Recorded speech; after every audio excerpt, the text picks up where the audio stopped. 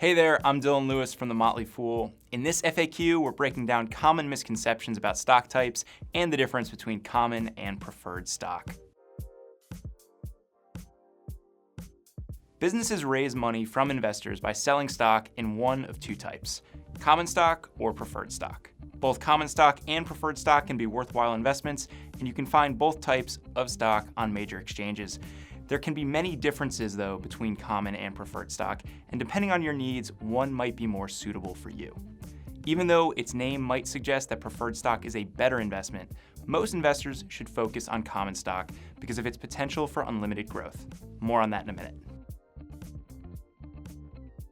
Common stock gives investors partial ownership in a company. Many companies exclusively issue common stock to investors, and there's a lot more common stock available on stock exchanges than preferred stock. Investors holding common stock typically have the legal right to vote on the representatives on the company's board of directors and to approve major corporate decisions such as mergers and acquisitions. Common shareholders also have the right to receive any dividends that a company declares on their shares. Now, the most attractive feature of common stock for investors is that its value can rise dramatically over time. As a company becomes more successful, its common stock price typically goes up. The most lucrative common stocks have seen their prices multiply 100-fold or more over the course of the company's history. However, common shareholders have the lowest priority for getting any of their money back when things go poorly. Creditors who lend money to the company typically must get paid back in full before any shareholder, common or preferred, can receive anything from the liquidation of a company's assets. Even if there's something left over after creditors have gotten paid, preferred shareholders still stand ahead of common shareholders up to a certain maximum amount. Common shareholders only receive anything if there's anything left over after all of that has happened. Most of the time, companies have just one class of common stock. Sometimes, though, companies will issue two or more classes, especially if they want to have one class of shareholders with different voting rights than another class. Preferred stock often looks a lot more like a bond, as it typically has a set dollar amount that the company can pay preferred shareholders to redeem the shares. Most preferred stock pays dividends, and the amount tends to be higher than what common shareholders will receive. Generally, preferred stock pays fixed dividends year in and year out, rather than seeing those dividend payouts change quarter to quarter, which is what you tend to see with a common stock.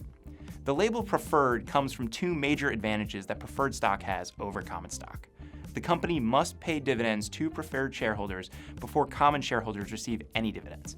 And two, if a company fails and its assets get distributed to investors, preferred shareholders must receive a fixed amount of money before any common shareholders can get any of their investment back. Those attributes make preferred stock especially attractive for investors whose primary focus is on income. Most preferred stock won't see large price increases even if the company that issued it is successful. However, predictable dividends that have priority over common stock dividends give preferred shareholders more confidence that the company will pay out the income that they need. There's no limit to the number of different preferred share classes a company can issue, and it's not unusual for a company to define multiple preferred share classes featuring different dividend rates and dates at which the company can redeem the stock by paying their investors the capital back. Companies can also issue convertible preferred stock. In addition to having the normal attributes of preferred stock, convertible preferred gives the shareholder the right to take their preferred shares and convert them into regular common stock under certain circumstances. That right gives convertible preferred stock more upside potential than regular preferred stock, making it an attractive option for some investors who like the combination of higher dividend income and the possibility of share price appreciation over time. Here's a quick at-a-glance for the major differences between common stock and preferred stock. The important takeaways are that common stock has greater upside potential and greater downside risk than preferred stock, but they also get more of a say in how the business is run. And preferred stock gets priority if things go poorly and can be a better fit for dividend investors.